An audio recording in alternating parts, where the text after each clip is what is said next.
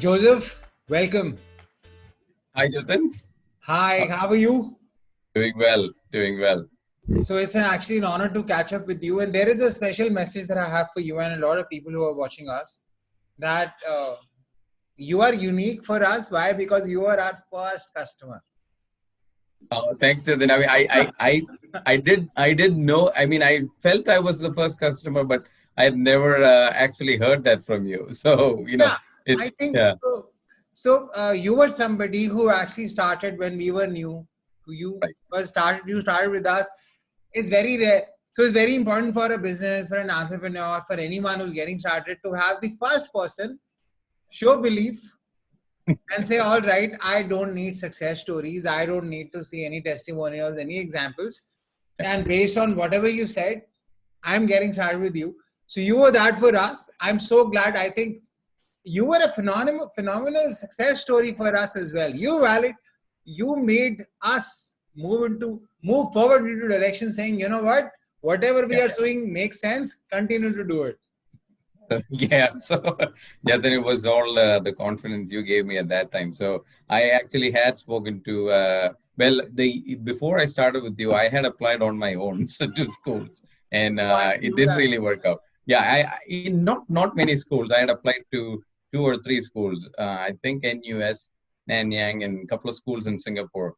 And obviously, it didn't work out. Then I've been talking to a lot of consultants, but obviously with your experience at Darden, I It think when was I spoke only to you, education at Darden. When you well, started, there was no experience.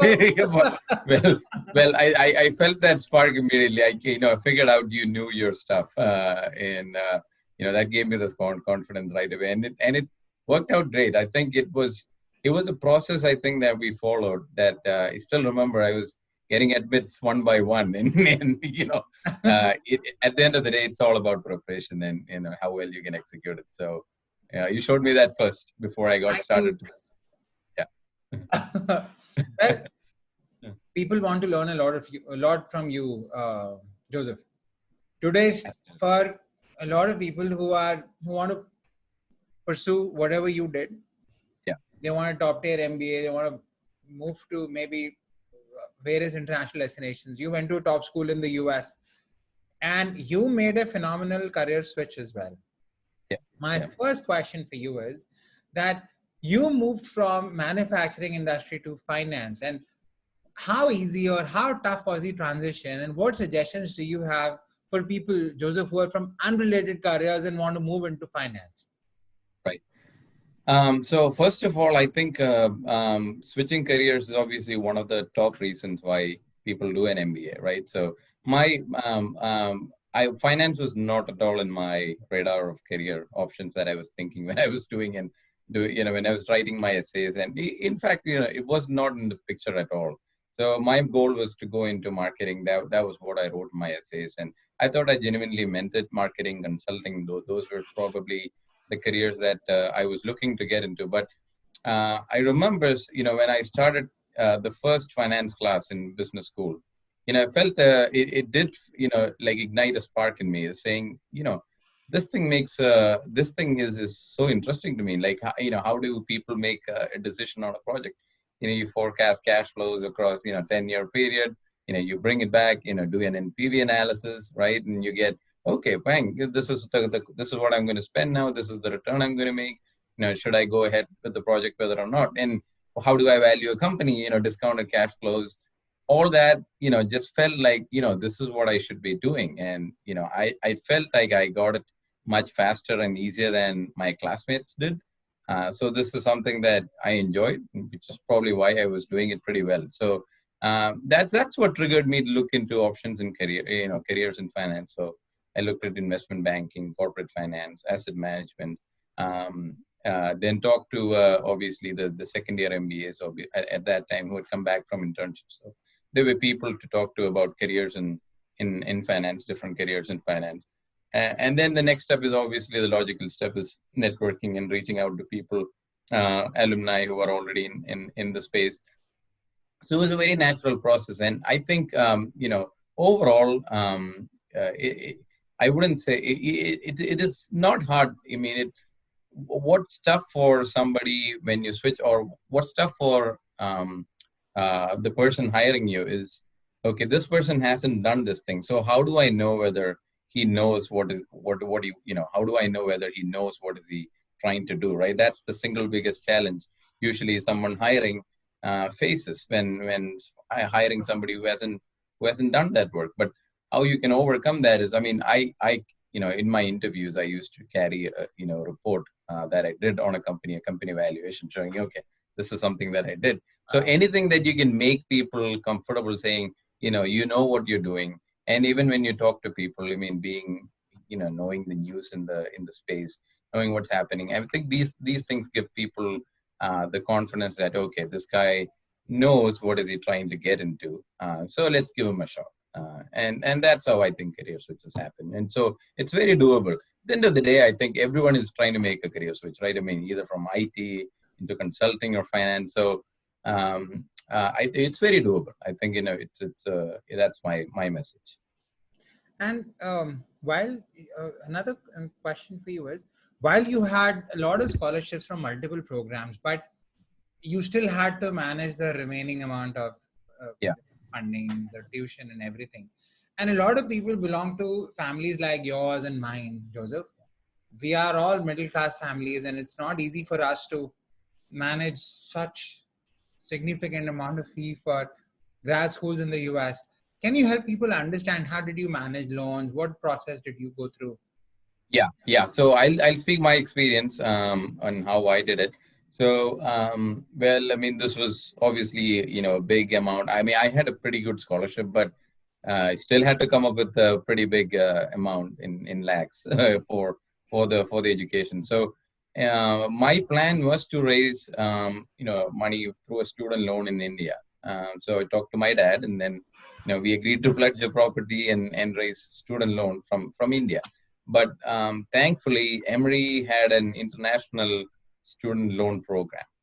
So they offer loans, collateral-free loans to all international MBA applicant, students who get an admit. So it was such an easy process. I mean, at the end of the day, that's what I took, and all of my classmates took the same, program as well. Was pretty reasonable interest rate, and once you get a job, I mean, you can knock it off in 3 to 4 years. But so that's how I did it. But it is a significant hurdle. I get that. And my plan was, if this wasn't the case, then raise money in India from a bank student loan program.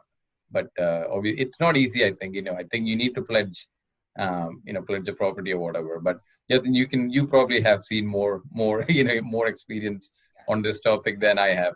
But this was my experience. So Emory helped me, helps international students that way a lot.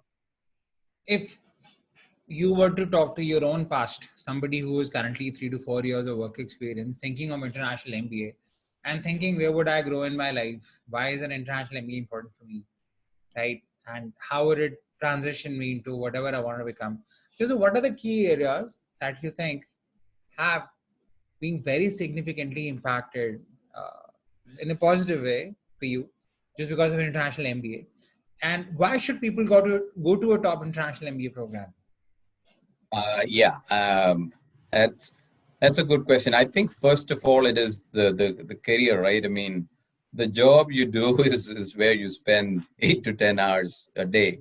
So you need to really like what you're doing to be pretty good and to be successful. So in my case, I think I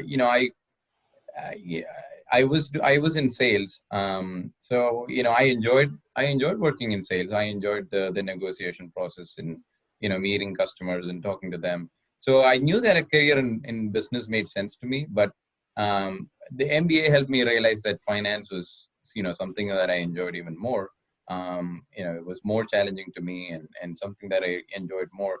And I've seen that over the past 8 years of my working life that my after MBA career has been very rewarding and fulfilling. So I think the MBA for me helped me really get to my goal.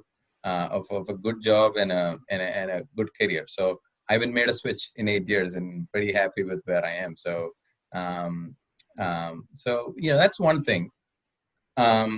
And I think the second aspect is this again. I want to go back to my MBA days, and I remember coming off the plane, going to my room, and then a few days later was when the first day of orientation was for the MBA program. And my God, it was meeting all the classmates from coming from all around the world. That was just a phenomenal experience. And then the first semester of the MBA program, I don't think I've had a learning curve as steep as that in my whole life. Where where you just meet people from all around the world. I mean, people from I had classmates from Israel, from Korea, from Japan. There's classmates from Georgia. You name it. I mean, countries from all around the world. And there were people who had done their military work. Had done some time in the military before coming here. People who have done a wide range of stuff in a wide range, whole range of countries, and you get to talk to them, you get to work with them in small groups. That learning experience was, I mean, just so eye opening. I mean, just which you never would have had if you just sit and you get to experience the world and not just talk to people for 1 hour. I mean, you see them every day, then for the next 2 hours, you get to become friends with them and truly, get a global view. So that's what an international MBA gives. And I think it really helps you, become very well-rounded, be, a leader as well. When you are in a global setting or global work environment, connecting to people from different parts of the world. I think MBA and international MBA is the right first step, which takes you there. Awesome. Did you, in the course, initially when you started in the first year, how confusing was it, Joseph?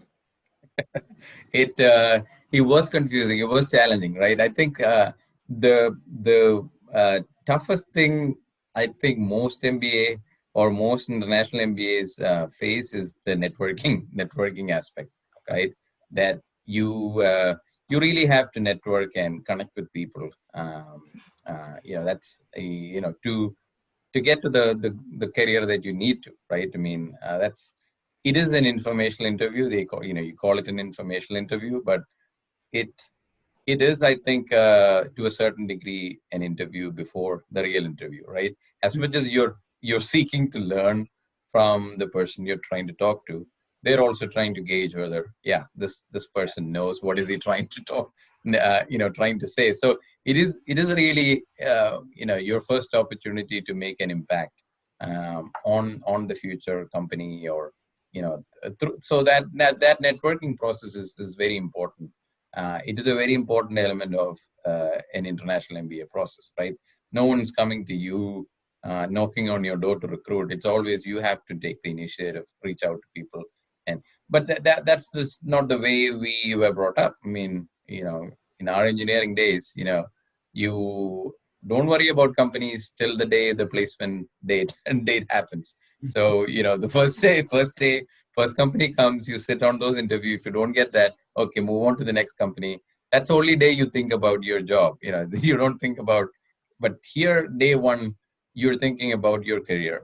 Where do you want to be? Okay, this is where I want to be. You put in a lot of thought into that. And then, preparation is very important. So preparation, and then, talking to people, making those connections, that leads to interview calls, and then obviously, converting all. So that networking aspect is new to us. So something that requires practice, preparation, which I think it took me a little while to figure out the whole process. But, people tend to learn. You make some mistakes and then you learn, along the way. So I think you covered my next question as well, which was what challenges do international students face? And it's certainly what networking is one of the challenges. I think people make a lot of mistakes, thinking, the volume of calls I do is probably more important than, the quality of calls. So, you reach out to 100 people, but then you don't know what you're talking, right? you're not prepared, and that leaves a bad impression. So, again, doing a lot of research, um, um, just even while you reach out to existing MBA students while you're an MBA student, like, the one example that I thought of was, Emory has a program called GMSC. So marketing strategy consulting. It is a course where, you get to work on a real world consulting project with companies. So it's a flagship program that Emory tends to market, and, do very well.